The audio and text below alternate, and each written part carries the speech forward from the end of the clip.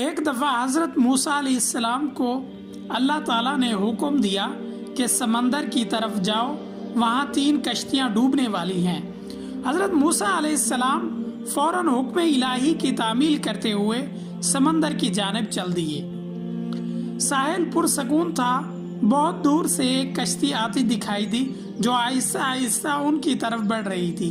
ابھی وہ کنارے سے کچھ فاصلے پر تھی کہ حضرت موسیٰ علیہ السلام نے آواز دی کہ اے کشتی والو، اللہ کا حکم آنے والا ہے، ہوشیار رہنا۔ انہوں نے جواب دیا، آپ جانتے ہیں اللہ کے حکم کو کوئی ٹال نہیں سکتا، ہم تو اس کے بندے ہیں جو حکم الہی کے پابند ہیں۔ کشتی والے ابھی یہ بات کہہ رہے تھے کہ اچانک ایک موج اٹھی اور کشتی ڈوبنے لگی۔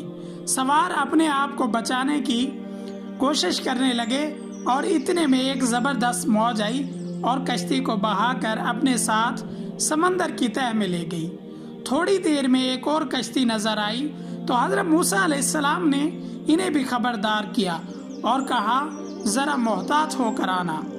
انہوں نے بھی پہلے والوں کی طرح جواب دیا، جو کچھ ہونا ہو کر رہے گا، اور کشتی کو کنارے کی طرف لاتے رہے، یہاں تک کہ ساحل کے قریب آتے آتے یہ کشتی بھی ڈوب گئی۔ حضرت موسیٰ علیہ السلام اللہ کی حکمت کے بارے میں سوچوں میں تھے کہ ایک تیسری کشتی آتی دکھائی دی۔ آپ نے حسب سابق ان کشتی والوں کو بھی نصیحت کی کہ دیکھو، اللہ کا حکم آنے والا ہے، اپنے گناہوں کی معافی مانگتے ہوئے ذرا محتاط ہو کر آؤ۔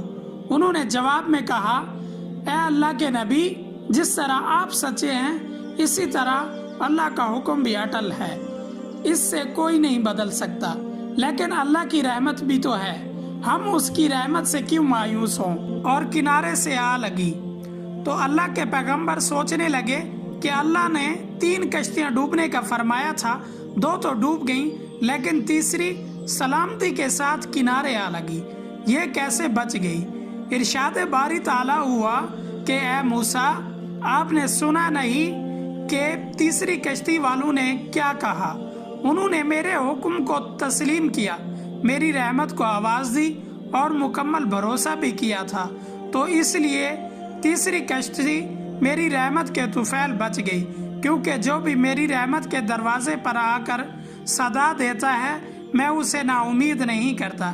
اس واقعے سے ہمیں یہ سبق ملتا ہے کہ کبھی بھی اللہ تعالیٰ کی رحمت سے نا امید یا مایوس نہیں ہونا چاہیے۔